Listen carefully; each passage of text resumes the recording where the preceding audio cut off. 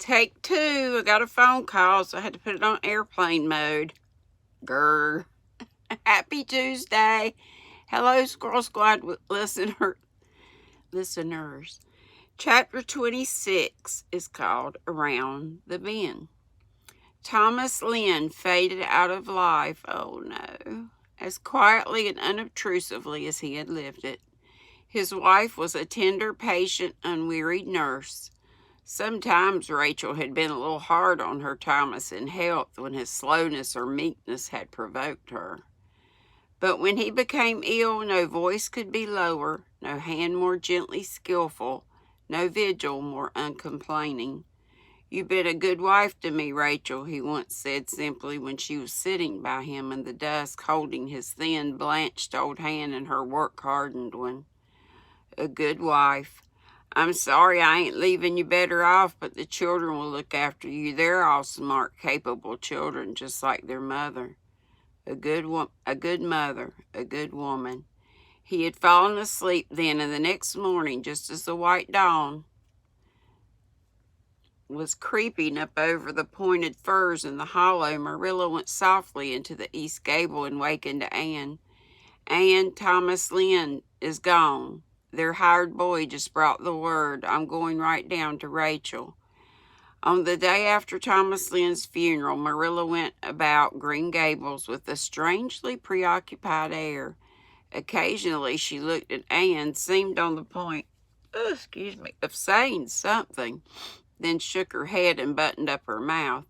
After tea, she went down to see Mrs. Rachel. When she returned, she went to the east gable where Anne was correcting school exercises.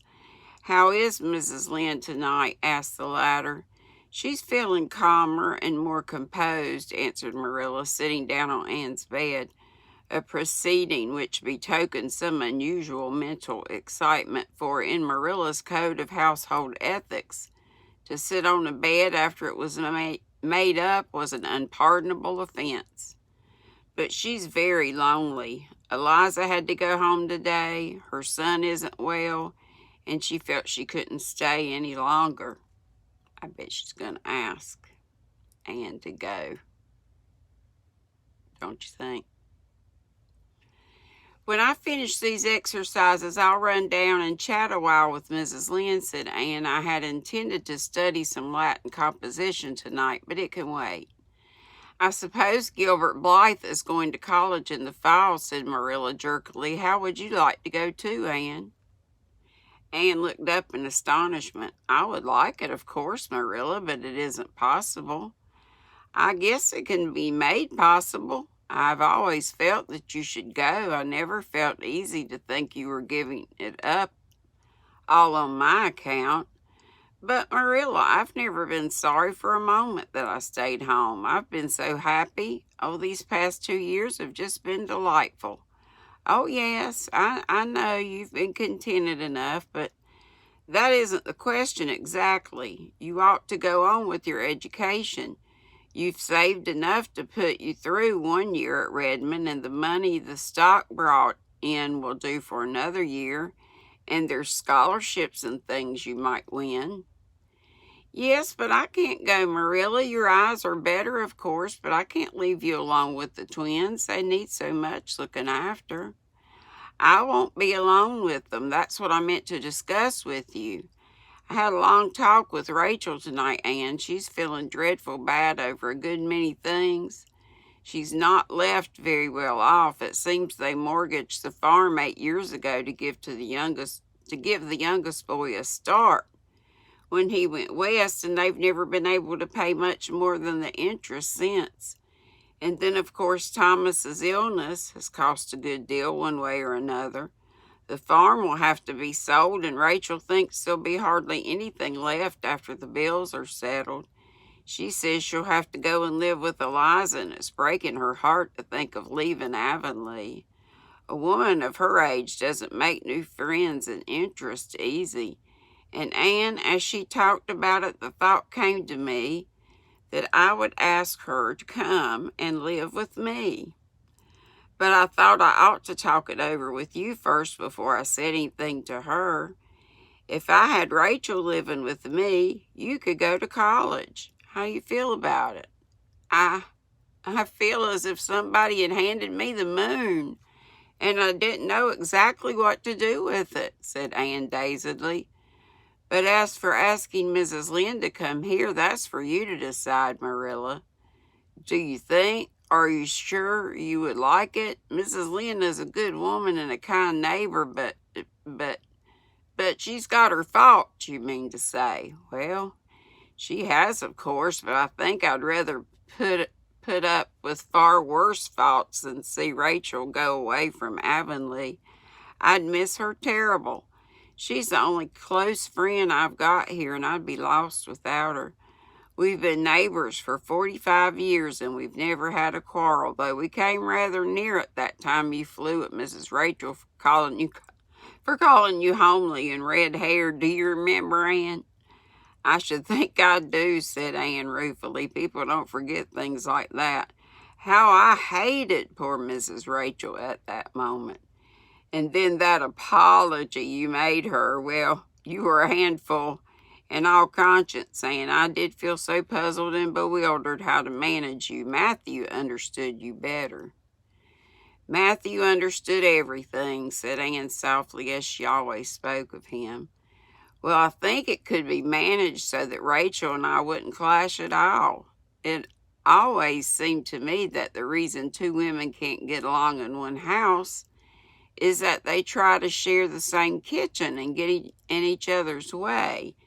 Now, if Rachel came here, she could have the north gable for her bedroom and the spare room for a kitchen as well as not. For we don't really need a spare room at all. She could put her stove there and what furniture she wanted to keep and be real comfortable and independent. She'll have enough to live on, of course. Her children will see to that. So all I'd be giving her would be a house room. Yes, Anne, far as I'm concerned, I'd like it." "Then ask her," said Anne promptly. "I'd be very sorry myself to see Mrs. Rachel go away. And if she comes," continued Marilla, "you can go to college as well as not. She'll be company for me, and she'll do for the twins what I can't, so there's no reason in the world why you shouldn't go." Anne had a long meditation at her window that night. Joy and regret struggled together in her heart. She had come at last, suddenly and unexpectedly, to the bend in the road, and college was around it, with 100 rainbow hopes and visions.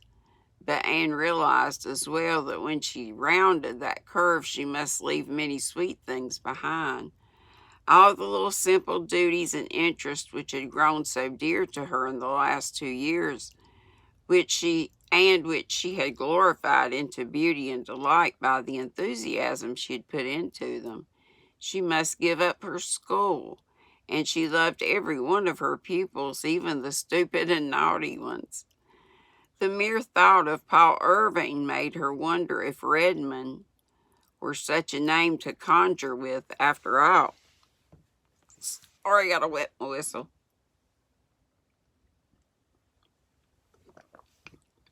Keep looking at the number.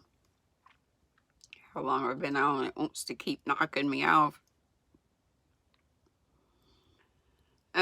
I've put out a lot of little roots these 2 years, Anne told the moon, and when I'm pulled up, they're going to hurt a great deal, but it's best to go, I think. And as Marilla says, there's no good reason why I shouldn't. I must get out all my ambitions and dust them. Anne sent in her resignation that day, and Mrs. Rachel, after a heart-to-heart talk with Marilla, gratefully accepted the offer of a home at Green Gables. She elected to remain in her house for the summer, however. The farm was not to be sold until the fall, and there were many arrangements to be made.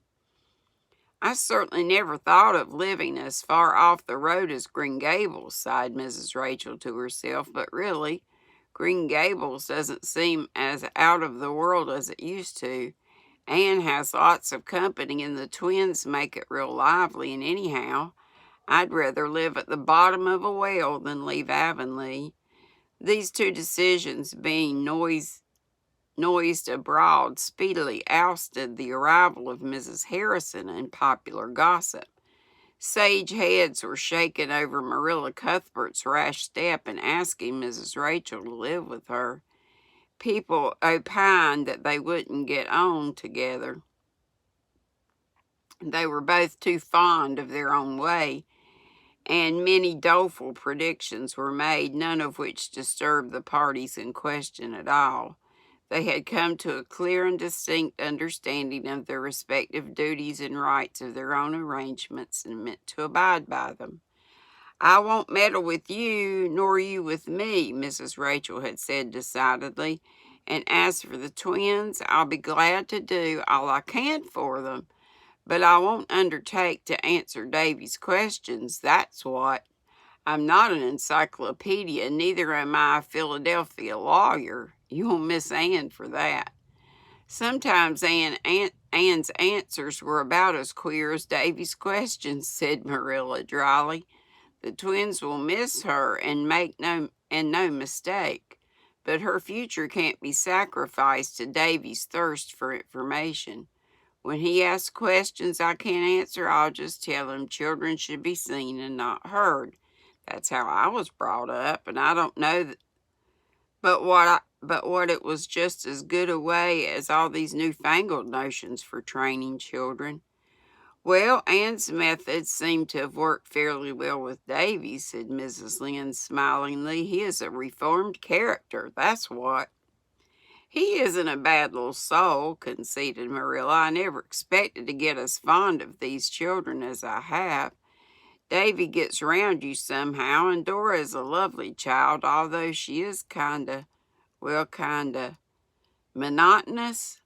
"Exactly," supplied Mrs. Rachel, "like a book where every page is the same, that's what. Dora will make a good reliable woman, but she'll never set the pond on fire." "Well, that sort of folks are comfortable to have round, even if they're not as interesting as the other kind." Gilbert Blythe was probably the only person to whom the news of Anne's resignation brought unmixed pleasure. Her pupils looked upon it as a sheer catastrophe. Annetta Bell had hysterics when she went home. Anthony Pye fought two pitched and unprovoked battles with other boys by way of relieving his feelings. Barbara Shaw cried all night. Paul Irving defiantly told his grandmother that she needed